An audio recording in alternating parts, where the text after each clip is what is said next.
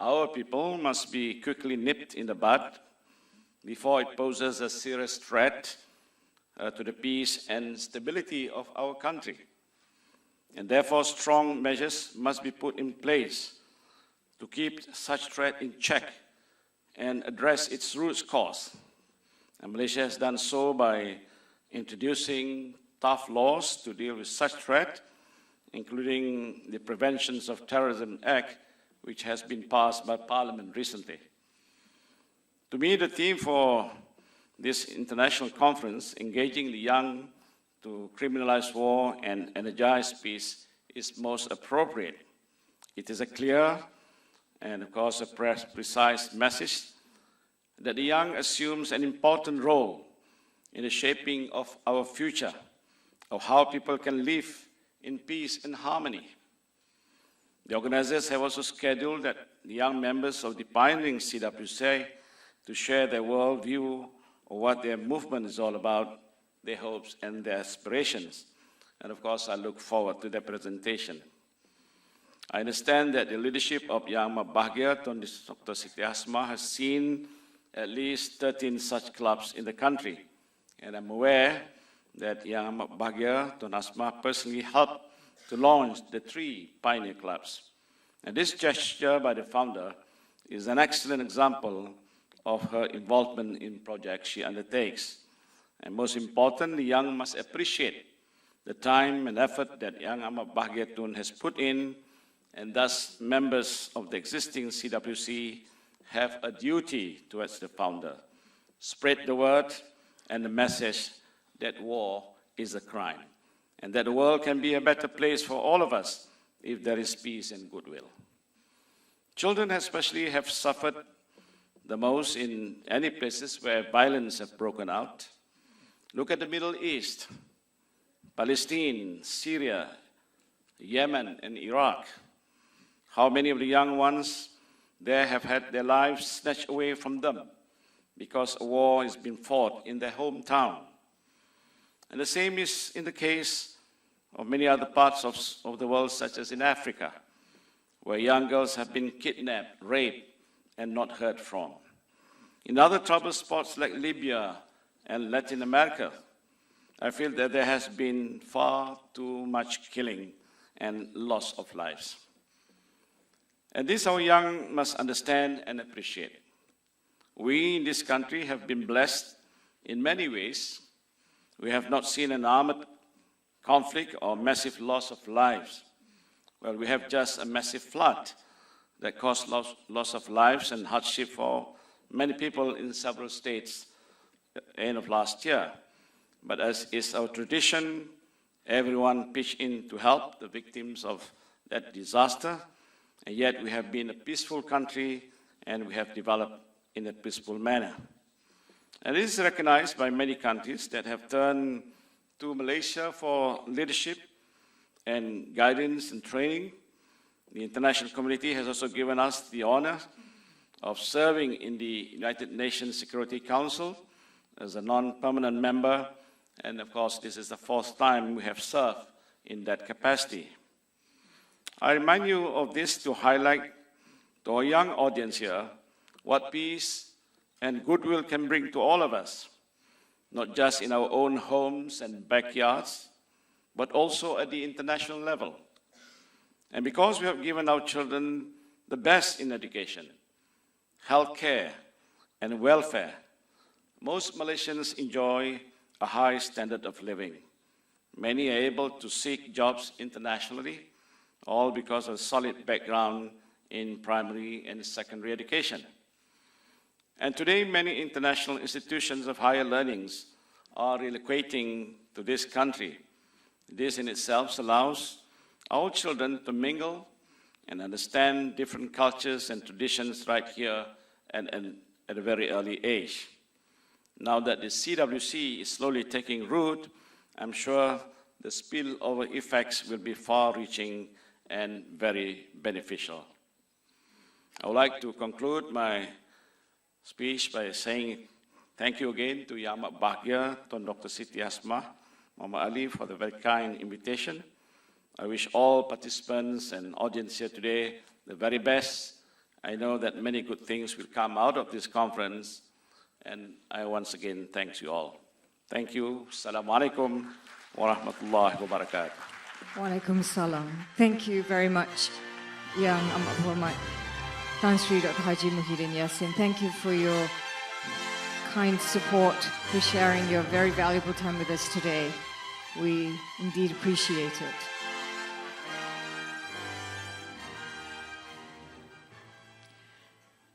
Distinguished guests, ladies and gentlemen, the Criminalized War Club was launched in 2012 with the aim to build a community having the full knowledge, awareness, and understanding of the effects of war, especially on women and children. And to this effect, we have a special event this morning. We have 3 shortlisted candidates from a friendly competition that was organized among schools, and that is the 3 shortlisted candidates are from Sekolah Alam Shah, from TKC, College Tunku Kursia, and from Cempaka schools. And they will present their expression and their in prose and poetry on the topic of how war has shaped them.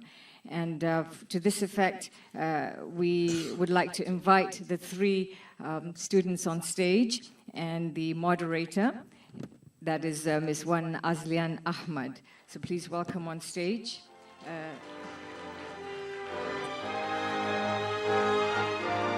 Aiman Shakir Abdul Haris, Putri Fatih Arina, Hao Chwendek, and your moderator, Ms. Wan Azlian Ahmad. She's a lawyer specializing in medical law and healthcare and a member of the Women Directors under the purview of the Ministry of Women, Family and Community. And she will explain further about this very special event organized by the Criminalized War Club and supported by Brand Laureate. Over to you, Wan Azlian.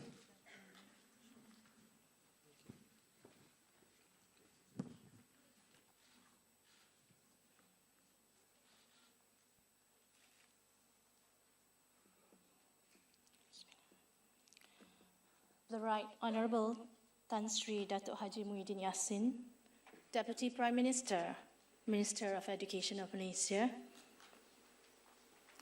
His Excellency Tun Dr. Mahathir Mohamad, 4th Prime Minister of Malaysia, founder, Kuala Lumpur Foundation to Criminalize War, Her Excellency Tun Dr. Siti Hasmah Muhammad Ali, former First Lady of Malaysia, founder, Criminalize War Club, the Honorable Datuk Sri Anifah Haji Aman, Minister of Foreign Affairs, Malaysia, members of the Board of Trustees, esteemed panelists, excellencies, distinguished guests, ladies and gentlemen, medias, and of course, our beloved children, Assalamu alaikum, a very good morning to all of you. Indeed, I am honored to welcome you to this first session of the 2nd day conference on the theme, Engaging the Young to Criminalize War and to Energize Peace.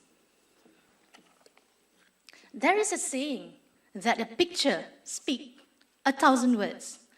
And that particular picture signifies the sufferings of children in the scourge of war. Children have consistently become victims of war. The young are our focus. The young are the focus of our attention today. Their voices should be heard. They have the locus standi. Hence, ladies and gentlemen, we have here with us 3 children, 1 each from the 3 pioneering Criminalized War Club, to make a presentation of their understanding of the scourge of war. And they will be judged by 3 distinguished judges, Mr. John Philpott. Mr. John Philpott? Yes. Thank you. His major forte is international criminal law. Ms. Chiu Biping, Chief Executive Officer of Brand Laureate. And last but not least, Professor Datuk Dr. Andrew Mohanraj, a prominent psychiatrist attached to the medical faculty at Perdana University, Malaysia. Distinguished guests, may I introduce you to the first contestant? Aiman Shakir Abdul Haris. He is the head of productions in the Sekolah Sultan Alam Shah Islamic Board and chief editor of the school magazine's editorial board. His multimedia works, from graphics to video editing, have been vital for SAS formal events. When he's not glued to a laptop screen, he spends time reading history books and mastering photography. He even enjoys traveling and has recently made an excursion to the West Bank. Aman Shakir, you have the floor.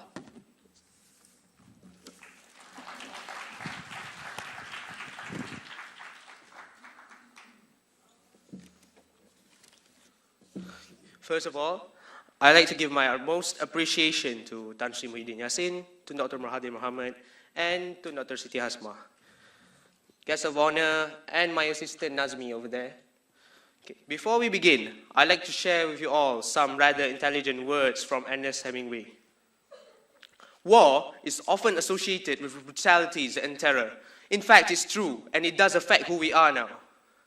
Okay, let us take a few moments to understand what sort of events are categorized as war crimes.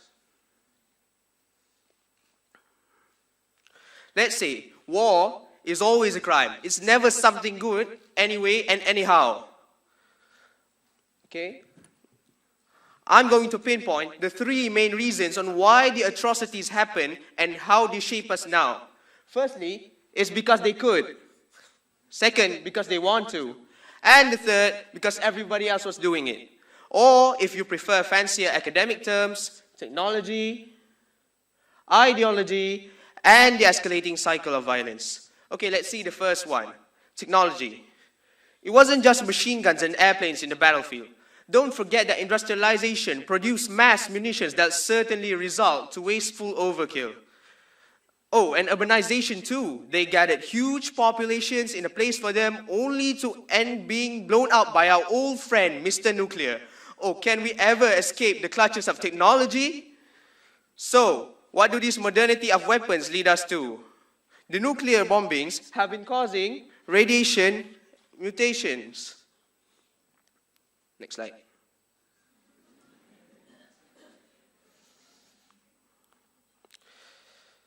They've been affecting the future generation. Oh, and a new level of weaponry, such as chemicals, will certainly inflict more damage and effects in the future. Okay, so let's move on to ideology. Here are some of the few wars driven by ideology. You can see that religious differences can also cause ideological wars.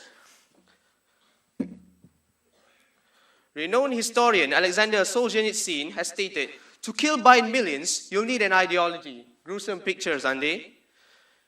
Here are the death tolls honorably done by our past leaders. Note that every leader has their own ideology. The rapid rise of communism in the 50s did play a substantial role to the class of ideologies, being a catalyst for war. Religion, take the Muslim world for example, have divided into separate understandings. Sunni claiming to be the true Islam, then the Shiite denies, then came radical organizations that pose threats like Boko Haram and recently ISIS. Utopia, everyone desires utopia, a community possessing perfect qualities. These are ideologies that will cost us more. Why? Firstly, because they set up a pernicious utilitarian calculus. In a utopia, everyone is forever happy. In fact, many of us agree it's permissible to divert a runaway trolley that threatens to kill 5 people onto a side track where it would kill only 1. But suppose if there were 1 billion lives one could save by diverting the trolley, how many people would be permissible to sacrifice to maintain that infinite good? Well, a few millions could be a pretty good bargain. Next slide. Okay, these people, they're practically the same. What divides them? Religion and ideology. So genocide. This G word is somehow the worst accusation you can point to a country. It's somehow very, very bad. Yes, because it's a brutal thing. So here's how they define genocide. I like to pinpoint a few weaknesses of these definitions. Okay, firstly, it's too broad in theory and it's too narrow in practice. Almost every conflict in history can be described as an intent to destroy a national group by causing serious harm to members. And so far, only the Holocaust, mass killings in Bosnia and Rwanda have been recognized by international courts as genocide. Okay, finally, we're on the last point. The escalating cycle of violence. Each killings create orphans who would grow up one day to avenge their father's death, leading to war, fighting and fighting. No victory was ever final. It was only until development of nuclear weapons that the cycle of violence ran into a brick wall and was forced to stop. So, we come to an end. In a nutshell, we are said to be living in the most peaceful era in humanity's existence.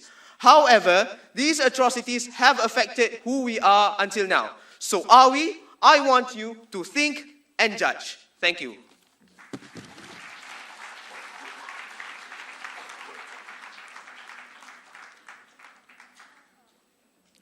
Thank you, Ayman, for your most enlightening presentation. Our next speaker is 15-year-old Putri Fatih Arina.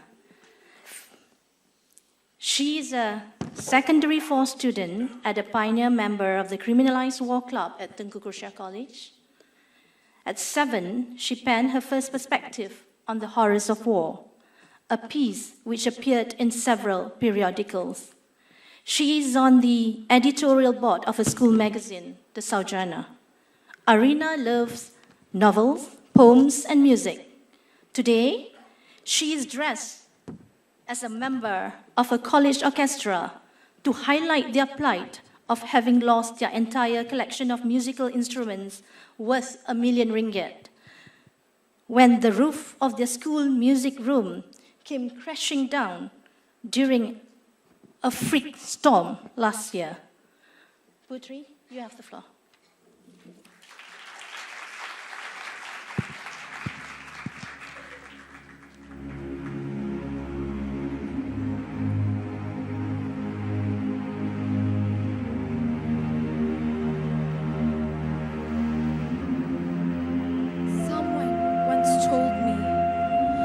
Tale of 3 birds that flew away.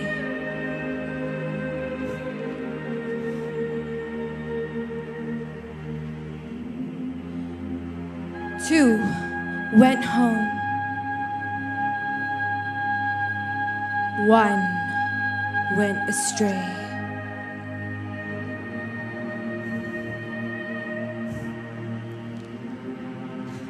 They were birds of beauty, red, white, and blue. Ephemeral though all lives may be, 'tis sad to end. Ere end is due.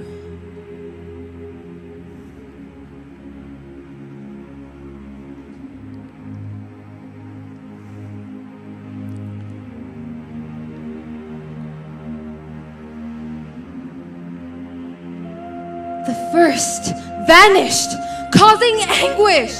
Is it in some ocean floor? Or was it the Isle of Diego that the bird was let to go?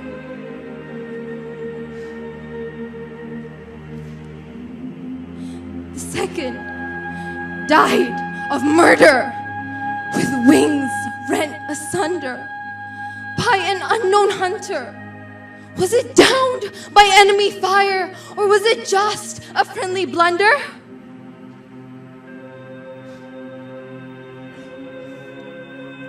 The third floated dead like a mermaid, torn apart with feathers red, her heart heavy with dread, dreader still to bury the dead.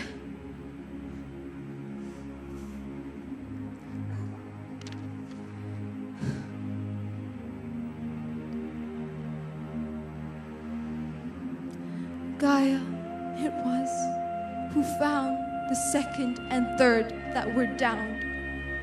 She searched the seas for the first, whose mysterious demise became an endless story of surmise, as that is the woebegone of life.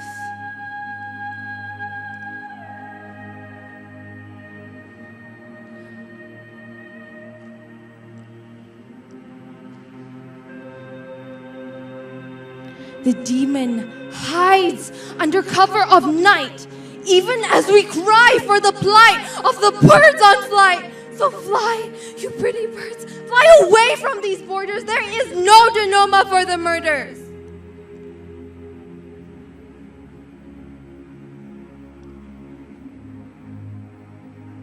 She, Gaia, buried the corpses, leaving them resting in the earth, knowing they would fly to paradise and away from this confusing universe.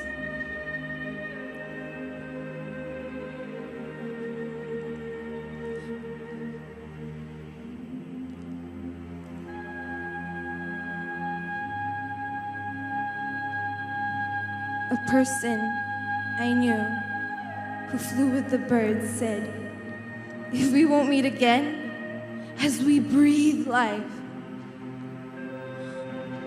I will hold you close in the afterlife."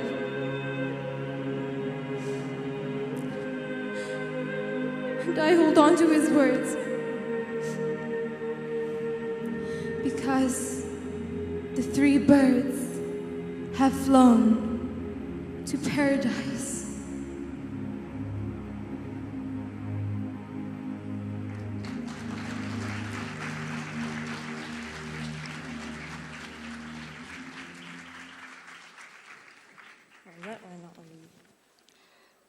Thank you for your touch-felt presentation, Putri. Our last contestant is Lau Chuan Lek. He is currently a student of Cempaka International School, academic year 2015, Junior 2. He is 17 years of age and have been a student in Cempaka for the past 11 years. He has a deep interest in the area of public speaking and enjoys participating in debate competitions as he believes that effective public speaking skills are a vital part of communication in this globalized world we live in today, as the power of speech is immeasurable. He is a member of the Chess Club and TED Club. Lau Chuan Lek, you have the floor. Okay. Testing. Good morning to all members of the floor and distinguished speakers. My name is Lau Chuan Lek from Cempaka International School, and I stand here today to give all of you my take on war.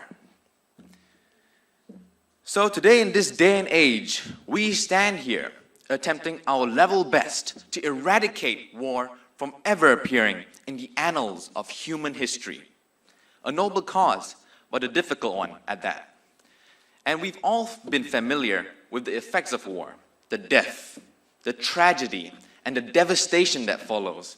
It is a crime, no doubt about that. But here's a new way of looking at it.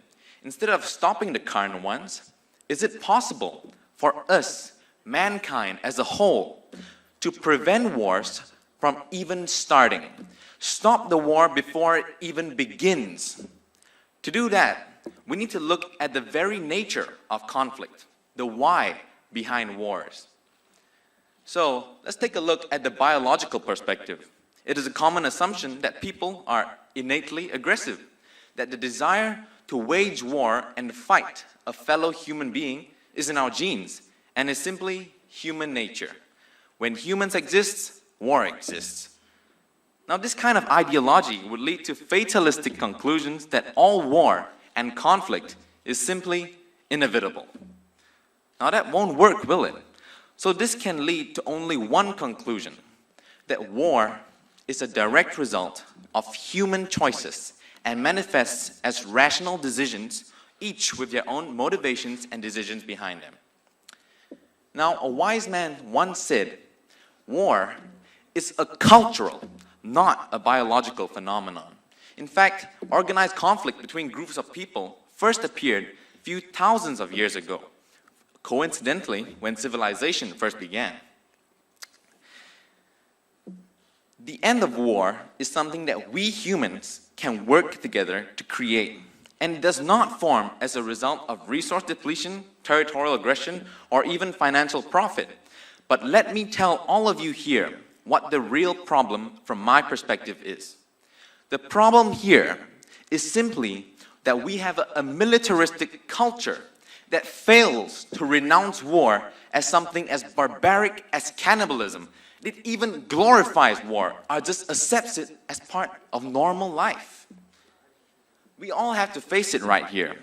War is a human construct, something that we as mankind created, something we brought to life, and something we invented. And just like any other creation of ours, it can be eradicated. Sure, it taps deep into our biological proclivities and nature, which is one reason why it can always reinvent itself. The war for justice, the war on drugs. And what we have to do? The solution, it's very simple. In one phrase, we advocate and protest against war in all aspects of our daily life and society. It's as simple